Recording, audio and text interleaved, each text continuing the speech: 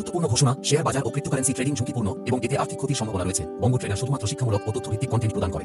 আমরা কোনো বিনিয়োগ বা ট্রেডিং পরামর্শ দিই না। ট্রেডিং করার আগে ভালোভাবে গবেষণা করুন এবং দরকার হলে একজন পেশাদার আর্থিক উপদেষ্টার পরামর্শ নিন। অতীতের লাভ।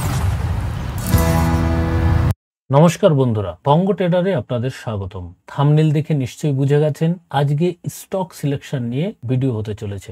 এই ভিডিওটি কিন্তু খুবই ইন্টারেস্টিং হতে চলেছে এবং আপনার খুবই উপকারে আসতে পারে। তাই অনুরোধ করব ভিডিওটি সম্পূর্ণ দেখবেন। সম্পূর্ণ ভিডিও না দেখলে আপনি সম্পূর্ণ প্রসেস বুঝতে পারবেন না, আর সম্পূর্ণ প্রসেস যদি আপনি না বোঝেন তাহলে ঠিকমতো এটাকে প্রয়োগও করতে পারবেন না। তাই অনুরোধ করব ভিডিওটি সম্পূর্ণ দেখবেন। আমরা এই ভিডিওতে খুব সহজে এমন কিছু স্টক আইডেন্টিফাই করব যে স্টকটা 2-1 বছরের ভিতরে মাল্টিব্যাগার হতে পারে বা আপনাকে খুব ভালো প্রফিট দিয়ে যেতে পারে। তো এটা আমরা কি করে আইডেন্টিফাই করব? এই স্টক সিলেকশনের জন্য আমরা একটা স্ক্রিনার ব্যবহার করব। চলুন আমরা ডেস্কটপে চলে যাই, তারপরে আমরা দেখি। আমরা এটাকে করার জন্য আমরা স্কিনার.in বেছে নিয়েছি। স্কিনার.in একদম ফ্রি একটা ওয়েবসাইট। এখানে ফ্রিতে আপনি অনেক কিছু পাবেন। আপনি স্টক সিলেকশন পাবেন, টুলস পাবেন, অনেক কিছু রয়েছে। আপনারা দেখতে পাচ্ছেন অনেকগুলো স্কিনার আমি বানিয়ে রেখেছি। তো আমরা কি করব? আমরা নতুন স্কিনার বানাবো। তার জন্য এখানে ক্রিয়েট নিউ স্কিনার, এখানে গিয়ে আমরা তৈরি করব। আপনারা যদি স্কিনার.in ব্যবহার করতে চান তাহলে অবশ্যই আপনাকে লগ ইন করে নিতে হবে। এখানে দেখতে পাচ্ছেন এখানে বঙ্গ ট্রেডার লেখা রয়েছে, আমার লগ ইন করা রয়েছে, তাই এখানে আমাকে বঙ্গ ট্রেডার এখানে দেখাচ্ছে। আপনার এরকম দেখাবে না, এখানে লগ ইন আসবে বা ক্রিয়েট অ্যাকাউন্ট আসবে। আপনি ক্রিয়েট অ্যাকাউন্ট করে নেবেন আপনার যে কোনো ইমেল আইডি দিয়ে। এখানে আমরা কিছু ক্রাইটেরিয়া রাখবো। যে ক্রাইটেরিয়া ফুলফিল করে যে সমস্ত কোম্পানি আসবে সেই সমস্ত কোম্পানিকে আমরা পিক করব। প্রথম আমরা যে ক্রাইটেরিয়া ব্যবহার করব সেটা হচ্ছে মার্কেট ক্যাপিটাল। দেখুন একেবারে ছোট ছোট কোম্পানি আছে যেগুলো 100, 200, 400, 500 কোটি টাকার কোম্পানি। সেই কোম্পানিগুলো কিন্তু যে কোনো সময় ডাম্প হয়ে যেতে পারে বা যে কোনো সময় পাম্প হয়ে যেতে পারে। তো আমরা পাম্পিং ডাম্পিং স্টক চাই না। আমরা এমন স্টক চাই যে স্টকটা দীর্ঘদিন ধরে কাজ করে যাচ্ছে এবং খুব সুন্দরভাবে তারা প্রফিট আর্ন করছে, এরকম কোম্পানি আমরা চাই এবং যার একটা স্টেবিলিটি রয়েছে। অর্থাৎ 1000 কোটি টাকার উপরে যে সমস্ত কোম্পানি, সেই সমস্ত কোম্পানি আমরা বেছে নেব। তাই আমরা এখানে প্রথম ক্রাইটেরিয়া লাগাবো মার্কেট ক্যাপিটাল।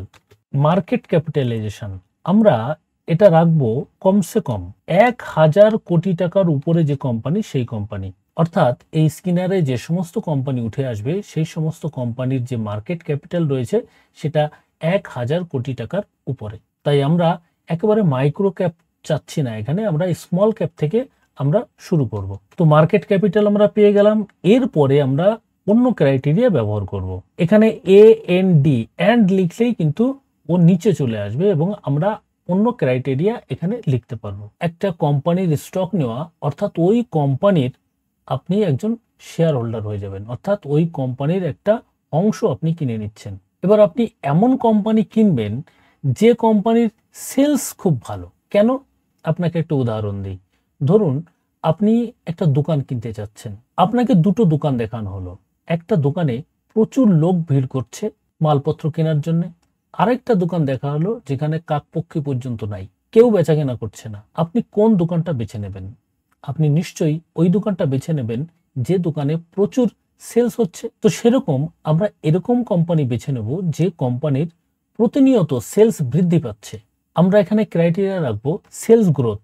সেলস গ্রোথ দেখবো আমরা 20%, অর্থাৎ প্রত্যেক বছর এটা 20% করে সেলস গ্রোথ করছে। কিন্তু এটা তো গেল 1 বছর, কিন্তু আমরা আরো পিছনে যাব। এবার আমরা লিখবো সেলস গ্রোথ 3 ইয়ার্স, মানে 3 বছর আগে থেকে এর সেলস গ্রোথটা কিরকম ছিল। এখানে আমরা লিখবো গ্রেটার দেন 20%। আবার আমরা আরেকটা ক্রাইটেরিয়া লাগাবো, এটাও সেলস নিয়ে। এবার আমরা দেখব যে 7 বছর ধরে এর সেলস কিরকম বৃদ্ধি পাচ্ছে। তো এখানে আমরা গ্রেটার দেন ইউজ করব, 20% আমরা করব। এবার AND দিব, আমরা নিচে চলে আসবো। দেখুন আমরা 7 বছর ধরে আমি দেখছি যে কোম্পানি 20% করে গ্রোথ করছে।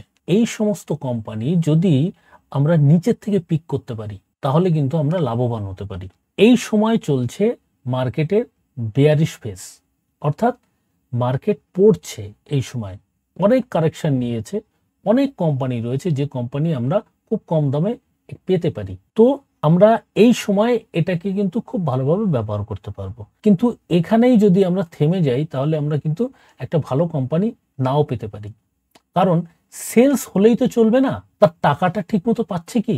অর্থাৎ দেখা গেল যে দোকানে প্রচুর সেল হচ্ছে কিন্তু টাকা পাচ্ছে না, অর্থাৎ বাকিতে মাল দিচ্ছে। এবার বাকিতে যদি আমি মাল দিই, সেই টাকাটা যদি না আসে তাহলে তো আমি দেনা হয়ে যাব। কামানোর জন্য দোকান খুললাম, আমার আরো দেনা হয়ে গেল, কিন্তু সেরকম হলে তো চলবে না। সেজন্য আমাদের কি করতে হবে, আমরা দেখব যে যার কাছ থেকে আমি মাল এনেছি তাকে আমি কতদিনে টাকা ফেরত দিচ্ছি, আর যে আমার কাছ থেকে মাল কিনে নিচ্ছে তার কাছ থেকে আমি কতদিনে টাকাটা পেয়ে যাচ্ছি। একে কি বলা হয়? একে বলা হয় ক্যাশ কনভার্সন সাইকেল। অর্থাৎ কতদিনের ভিতরে আমার সেটেলমেন্ট হয়ে যাচ্ছে। অর্থাৎ আমি যার কাছ থেকে মাল এনেছি তাকেও টাকা দিয়ে দিচ্ছি, যে আমার থেকে মাল নিচ্ছে সেও আমাকে টাকা দিয়ে দিচ্ছে। এই যে সময়টা, এই সময়টা আমি 90 দিন রাখছি, 3 মাস। এর উপরে যদি হয়ে যায় তাহলে আমি লেট পেমেন্ট পাচ্ছি। লেট পেমেন্টে কি হয়? লেট পেমেন্টে আমার যে টাকাটা, ওই টাকাটা ইউটিলাইজ হয় না। অর্থাৎ টাকাটা, যে টাকা দিয়ে টাকা কামানো এখানে, তো ওই টাকাটা তোমার পড়ে থাকবে। তো পড়ে থাকলে পরে সে টাকার তো আর্নিং হবে না। তো আমরা চাইবো যে 90 দিনের ভিতরে ওই কোম্পানির যেন সমস্ত সেটেলমেন্ট হয়ে যায়। সেজন্য আমরা লিখবো ক্যাশ কনভার্জন সাইকেল। এখানে দেখুন ক্যাশ কনভার্জন সাইকেল, এখানে আমরা দেখব লেস দেন, অর্থাৎ কম করে 90 দিনের ভিতরে এর ক্যাশ কনভার্জন সাইকেল পুরো হয়ে যাবে। এবারে আরেকটা ক্রাইটেরিয়া আমরা এখানে রাখবো, এটা খুবই ভাইটাল। একটা কোম্পানির ভিতরে যদি পাবলিক বেশি থাকে, পাবলিক হোল্ডিং যদি বেশি থাকে, সেই কোম্পানিকে কখনো ভালো কোম্পানি বলা হয় না। যে কোনো সময় ওই পাবলিকরা কিন্তু বেঁচে বেরিয়ে যেতে পারে, তারা একটুখানি ভয় পেলেই কিন্তু বেরিয়ে যায়। সেজন্য পাবলিক যে কোম্পানিতে বেশি রয়েছে সেই কোম্পানিতে আমরা ইনভেস্ট করব না। যে পাবলিক ইনভেস্টরগুলো রয়েছে সেগুলোকে ভরসা করা যায় না। আমরা ভরসা কাদের করব? আমরা ভরসা করব এফআই কে, ডিআই কে এবং প্রমোটারকে। এরা কিন্তু কোম্পানির সম্বন্ধে সব থেকে ভালো জানে। আমরা যতই এখানে ডেটা নিয়ে ঘাটাঘাটি করি, কিন্তু আমরা কিন্তু ওই পর্যন্ত পৌঁছাতে পারবো না তারা যতদূর পৌঁছে যায়। কারণ তাদের কাজটাই এই 24 ঘন্টা তারা এই কাজই করে। তো সেজন্যে তারা কিন্তু এই কোম্পানির ভিতরকার খবর ভালো করে জানে। কোম্পানির সাথে তাদের একটা সম্পর্ক থাকে, তারা একটু বড় লেভেলের লোক।